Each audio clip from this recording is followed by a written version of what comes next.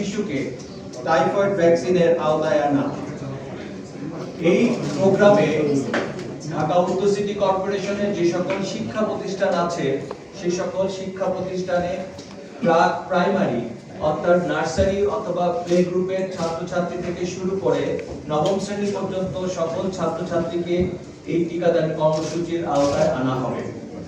আনুষ্ঠানিক শিক্ষার বাইরে যে সকল শিশুরা রয়েছে কমিউনিটিতে অথবা ইনফরমাল ইনস্টলেশন বিভিন্ন বস্তিতে যে বাচ্চাগুলো আছে শিক্ষার বাইরে, সেই বাচ্চাগুলোর জন্য আমরা একটা প্রোগ্রাম হাতে নিয়েছি। এই দুইটা ফেজে মাসব্যাপী এই টিকাদান কর্মসূচিটি অনুষ্ঠিত হবে।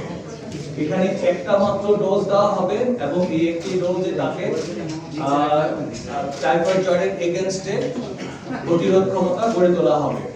আপনারা জানেন টাইফয়েড একটি ইন সাম এক্সটেন্ট কিছু কিছু ক্ষেত্রে এটা একটা মরণ ব্যাধি। 2022-23 যে সার্ভেটা হয়েছিল সেখানে দেখা গেছে প্রতি বছর 8000 শিশু এই টাইফয়েড রোগে মৃত্যুবরণ করে। এছাড়া বহু শিশু এখানে আক্রান্ত হয়।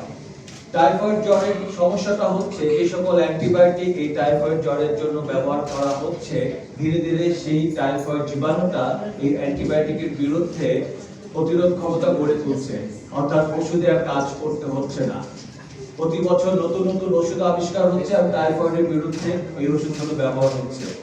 সেই ক্ষেত্রে বাংলাদেশ সরকার একটি সিদ্ধান্ত নিয়েছে যে ভ্যাকসিনেশনের মাধ্যমে টাইফয়েড প্রতিরোধ। এই ভ্যাকসিন যেটা আমাদের বাংলাদেশে এখন দেওয়া হচ্ছে সেটা WHO কর্তৃক অ্যাপ্রুভ এবং পৃথিবীর বিভিন্ন দেশে এই কার্যক্রম চালিত হচ্ছে। এই টাইফয়েডের ভ্যাকসিনটা নিরাপদ এবং কার্যকর।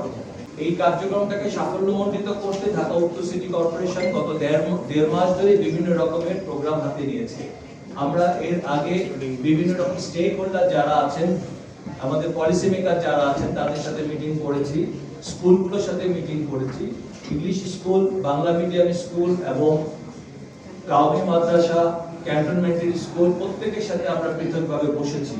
থানা শিক্ষা অফিসারদের সাথে আমরা পৃথকভাবে বসেছি। ধর্মীয় যারা নেতা রয়েছেন, ধর্মীয় শিক্ষক যারা রয়েছেন তাদের সাথে বসেছি। এছাড়া সাংবাদিকদের সাথে বসেছি এবং আমাদের যারা ইউপিআই সুপারভাইজার আছেন তাদেরকে প্রশিক্ষণের মাধ্যমে প্রশিক্ষিত করেছি। একটা ওয়েবসাইট, এই ক্ষেত্রে একটা ওয়েবসাইট ব্যবহার হবে যেখানে রেজিস্ট্রেশনটা করতে হবে, সেটার উপরে প্রশিক্ষণ দেওয়া হয়েছে।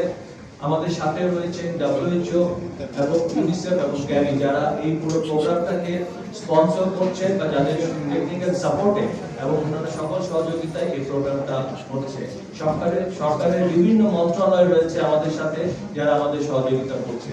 ন্যাশনাল ওয়াইড এই ইউপিআই ভ্যাকসিনেশন প্রোগ্রামটা আমরা আশা করি আমাদের সকলের সহযোগিতায় এটা একটা সাফল্যমণ্ডিত করা। ধন্যবাদ।